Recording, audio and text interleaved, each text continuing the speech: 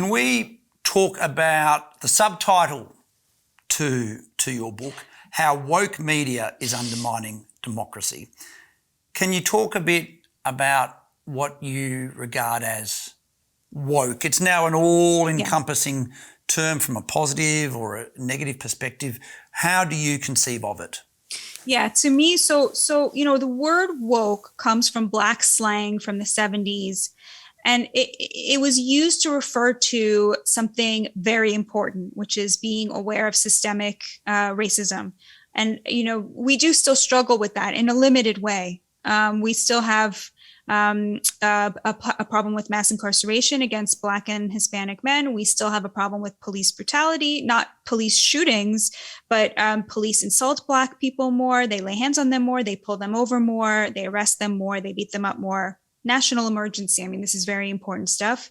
Our public school systems are segregated, and more so in liberal cities, actually.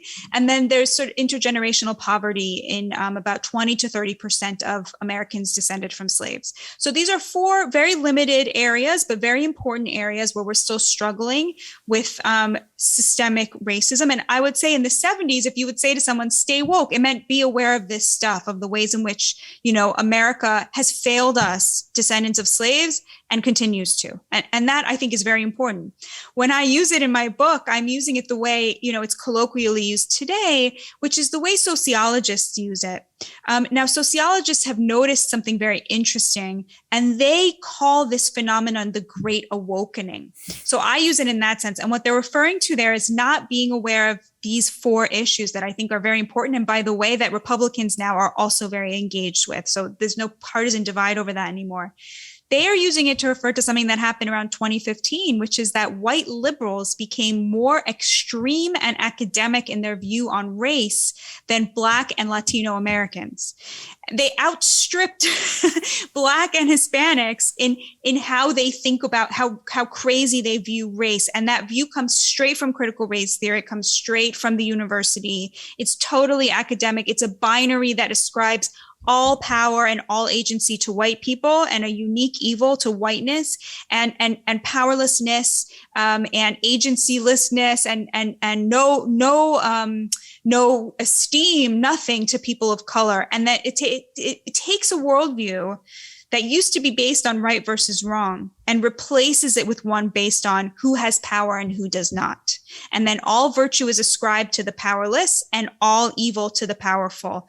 That's the woke worldview that, white liberals have, that most Black and Latino people, it's totally foreign to how they think about themselves, because it's embarrassing and humiliating and gross. It's just gross to think about people that way. People don't think about themselves that way, but white liberals think about them that way. That's the Great Awakening. And the numbers on this are just staggering. So Pew did a study, and they found that just 6% of Americans call themselves progressive and have this woke worldview. So, for example, they asked them, the question they posed, the proposition they posed was, America's institutions are so deeply racist that they all need to be raised and rebuilt from the ground up. So, of the 6% who call themselves progressives, over 90% believe that. But only 6% of Black Americans are in that group of progressives, right? Most of them are much more moderate. 2/3 of Black Americans call themselves either conservative or moderate. So the community itself does not see itself as liberal. And so all of these views, the defund the police, the critical race theory, the idea that these institutions all have to be rebuilt from the ground up, none of these reflect where the Black community is at. They're woke because they reflect how white liberals have outpaced the people that they're alleging to be representing.